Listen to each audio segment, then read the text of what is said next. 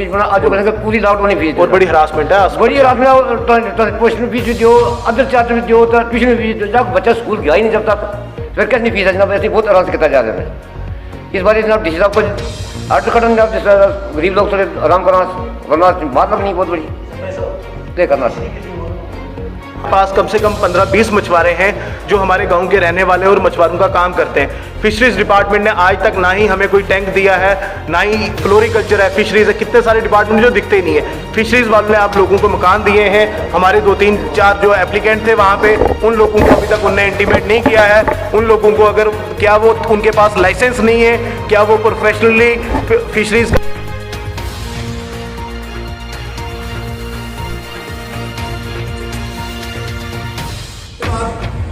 जो रोड की क्वालिटी है वो अच्छी होनी चाहिए, कहीं पे छोटी कहीं पे बड़ी नहीं होनी चाहिए।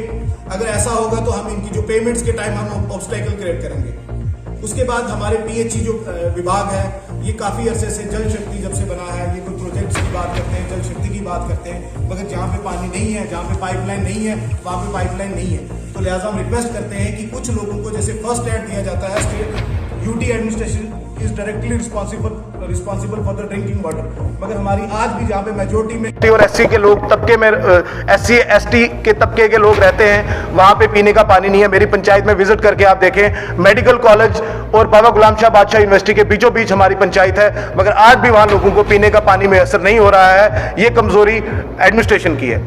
उसके बाद बात होगी न्यूट्रिशन, जो आंगनवाड़ी के सोशल वेलफेयर के सेंटर हैं। हमें पिछले 2 साल में मैंने 2-3 बार लिख के दिया है एडमिनिस्ट्रेशन को कि इन सेंटर्स को रिपेयर करवाया जाए, सेंटर्स हमें दिए जाएं, नए सेंटर्स दिए जाएं, मगर उन कागजों का कोई अता पता नहीं लगता है। काफ़ी सारी स्कीम्स जो होती हैं लड़कियों के लिए आती हैं, चाइल्ड के लिए आते हैं, न्यूट्रिशन आती है, मगर जबकि सेंटर्स नहीं है, नए सेंटर्स की जो है वो नई डिप्लॉयमेंट हो रही है, उनको नहीं बताया जा रहा है, मतलब सेंक्शन नहीं हो रहे नए सेंटर। मेरी पंचायत में 5 वार्डें ऐसी हैं जहाँ पे एक भी सेंटर नहीं है। तो मैं डिस्ट्रिक्ट एडमिनिस्ट्रेशन से रिक्वेस्ट करता हूँ कि हमारी वार्ड पंचायत में विजिट करके देखें। वहाँ पे मेजोरिटी में डिग्री कॉलेज से पीछे आप चले जाएँ, 3 वार्डें मेरी वहाँ पे हैं और वहाँ पे बड़े गरीब लोग रहते हैं, मगर उन लोगों को वहाँ पे आंगनवाड़ी का सेंटर नहीं है। वहाँ पे कम से कम 400 लड़कियाँ और औरतें रहती होंगी जो बेरोजगार है। हम चाहते हैं कि उन लोगों के लिए, उनकी एंटरप्रेन्योरशिप के लिए, उन लोगों को टेलरिंग, कटिंग और जैसे काफ़ी सारे शोबे ऐसे हैं कि गवर्नमेंट ऑफ इंडिया जिनको चलाना चाहती है, वहाँ पे जल्द से जल्द कुछ ऐसा एंटरप्रेन्योरशिप के लिए इंस्टॉल किया जाए, कोई सोशल वेलफेयर का सेंटर दिया जाए, ताकि वो लोग अपनी जो इनकम है उसको बढ़ा सकें।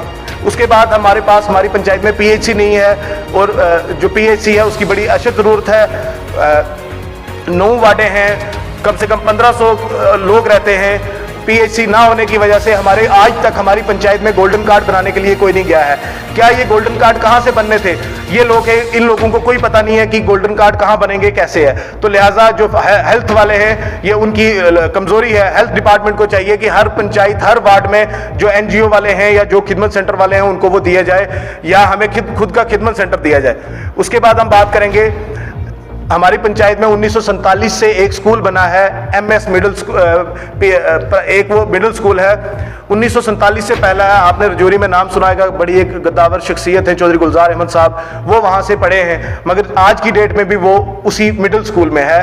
और उनके आगे देखो कितने लोग पढ़ के हमारे बड़े बड़े रेवेन्यू से अफसर रिटायर हो गए हैं, डॉक्टर हैं जो उस स्कूल से पढ़े हैं, मगर वो स्कूल आज भी वहीं है और अपना दम तोड़ रहा है। उसके 10 कदम आजू बाजू में स्कूल प्राइवेट खुल गए, मगर उस स्कूल पे गवर्नमेंट की कोई तवज्जो नहीं है। और बाबा गुलाम शाह बादशाह यूनिवर्सिटी की हाईवे जो रोड बन रही है उसके बिल्कुल साथ में वो स्कूल है, और आज तक वहां पे प्रोटेक्शन वॉल नहीं है। अगर उसका प्ले ग्राउंड में बच्चा खेलता खेलता बाहर जाके गाड़ी के साथ टकराएगा, उसका जिम्मेवार कौन होगा? तो लिहाजा गवर्नमेंट को चाहिए कि अगर वो 8 लाख रुपया उस स्कूल में टीचर्स की सैलरी दे रहे हैं, तो 1-2 लाख रुपए की वहां पे बाउंड्री वॉल भी जल्द से जल्द बनवाएं।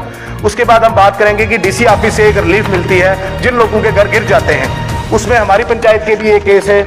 मैं देखो उसमें हम जब इसका फॉलो किया तो उसका पता लगा कि क्या है। इसमें क्या होता है कि एक आदमी का मकान गिरता है और उसके 2 घोड़े जो हैं वो आ जाते हैं उस मकान के नीचे। अब वो दौड़ के जाता है सरपंच के पास, सरपंच जाता है, मौका देखता है, कहता है कि हाँ ये मकान जो है ठीक है तेरा गिर गया है। फिर वो दौड़ता दौड़ता जाता है पटवारी के पास, पटवारी भी उसे लिखता है कि हाँ मैं मौके पे आया हूँ, मकान गिर गया है। फिर वो जाता है दौड़ता दौड़ता पुलिस स्टेशन के पास, FIR लगाता है। फिर वो जाता है वेटनरी वाले के पास, वेटनरी वाले आके मौके पे रिपोर्ट लेते हैं, फोटो खींचते हैं, और डॉक्टर जो है लिखता है कि इसके 2 घोड़े मर गए इसका गिरने की वजह से। उसके बाद वो जाता है नायब तहसीलदार और गिरदावर के पास, उसके बाद वो जाता है तहसीलदार साहब के पास। तहसीलदार साहब कहते हैं कि टीम गई थी मौके पे और जाके ये पाया है कि इस बंदे का मकान गिरा है और इसको रिलीफ दी जाए, और वो फाइल जाती है डीसी ऑफिस में और वहां से कोई क्लर्क वगैरह लिख के वापस भेजते हैं कि तहसीलदार साहब आप मौके पे जाओ। ये क्या गरीब के साथ ऐसा मजाक क्यों किया जाता है? अगर एक गरीब सरपंच से लेके पुलिस स्टेशन से लेके पटवारी गिरदावर सबके आगे नाक रगड़ता है, तहसीलदार के पास जाता है और उसको डीसी ऑफिस से वापस कहा जाता है कि जाके तहसीलदार के पास जाए। तो लिहाजा हम डीसी साहब से रिक्वेस्ट करते हैं कि ये जो लोग आपके पास रिलीफ वाले आते हैं ये बहुत महज गरीब लोग होते हैं, इनको अच्छे से इनके कागजों की स्क्रूटनी करनी चाहिए। उसके बाद हमारा सर आप सॉरी आप काम टाइम ले रहे हैं मगर हमारे मुद्दे ही सर ज्यादा हैं। उसके बाद हम बात करेंगे कि एक्सट्रैक्शन ऑफ मिनरल्स जो होते हैं दराली पुल वाले दरिया से, और उसका ये नुकसान है कि हमारे पास ये कागज है, इस कागज पे ये एसीआर साहब को एक कागज हमने दिया है जिसपे एक मेरे पंचायत से ये ऑर्डर निकलता है कि इन पे प्रोब सेट किया जाए कि क्योंकि वहां पे क्या है पानी का लेवल डाउन आ गया है और इरिगेशन का जो पानी है वो मंगू में नहीं जाता है। कम से कम 3000 फार्मर जो काम कर रहा है चौधरी नाट से लेके खवेरा तक, जिन लोगों का जो वो उसको एक देसी भाषा में कहते हैं परगा मींस की एक उसकी इरिगेशन कैनाल, जो कैनाल है वो टूट गई है, वहां से एक्सट्रैक्शन जो मिनरल्स की थी। हम चाहते हैं कि इन लोगों को जो वहां पे फार्मर है, एक सरपंच की ऑर्डर रिक्वेस्ट एप्लीकेशन निकलती है, बीडीसी 3 सरपंचेस के इस कागज पे साइन है मगर हमें इसका कोई जवाबी रिस्पॉन्स नहीं मिल रहा है। तो हम डीसी साहब से ये भी बताना चाहते हैं कि उन चीज़ों को फार्मर अगर नहीं रहेगा तो बड़ा मुश्किल हो जाएगा। उसके बाद हम बात करेंगे कि हमारी काफ़ी सारी वार्डों में हमने रिक्वायरमेंट दी है ट्रांसफार्मर की और इलेक्ट्रिक पोल्स की, जो कि आज तक हमें ना इलेक्ट्रिक पोल्स मिल रहे हैं ना ट्रांसफार्मर मिल रहे हैं। BADP, TSP, back to village, city panchayat, इसका पैसा पिछले 2 साल से हमें नहीं आ रहा है। हम रिक्वेस्ट करते हैं कि ये पैसा अगर ये आ रहा है तो कहाँ जा रहा है, अगर हमें नहीं आ रहा है तो क्यों नहीं आ रहा है, क्या हम फॉल नहीं करते हैं, क्या हमारे पास एसटी एससी की मेजोरिटी में पॉपुलेशन नहीं है। उसके बाद हम बात करेंगे कि हमारी पंचायत जो है वो बाबा गुलाम शाह बादशाह और मेडिकल कॉलेज के बिल्कुल साथों साथ है। हम चाहते हैं कि यहाँ पे जो 4th क्लास स्वीपर ड्राइवर लगेंगे हमारी पंचायत को यहाँ पे प्रायोरिटी दी जाए, क्योंकि इन लोगों ने अपनी देह छामलाट दे के जमीनें दे के यहाँ पे इंस्टीट्यूशन बसाएं, और इंस्टीट्यूशन जो ये बसे हैं इन लोगों का चाहिए का फर्ज है कि ये गरीब लोगों को यहाँ पे रोजगार भी दे। उसके बाद वहीं पे एक हमारी वार्ड है खेता, वहाँ पे आज तक रोड नहीं है। मैं रिक्वेस्ट करता हूँ कि जल्द से जल्द वहाँ पे रोड दी जाए। और देखो आप मीडिया पर्सन से हमारा यहाँ प्रेस कॉन्फ्रेंस करने का यही मसला है कि डीसी साहब आए हैं, इस बार डीसी साहब को चाहिए कि सर्वे ये वाले डीसी साहब कम करें और काम ज़्यादा करें, जो सर्वे पहले हो चुके हैं उन्हीं पे काम किए जाएं। लिहाजा हम रिक्वेस्ट करते हैं कि हमारी ये कुछ जो डिमांडें हैं इनको डीसी साहब से हम रिक्वेस्ट करते हैं कि जल्द से जल्द देखी जाएँ, और ख़ास कर जो हमने ये मुद्दे बताए इन पर कुछ होना चाहिए आउटपुट।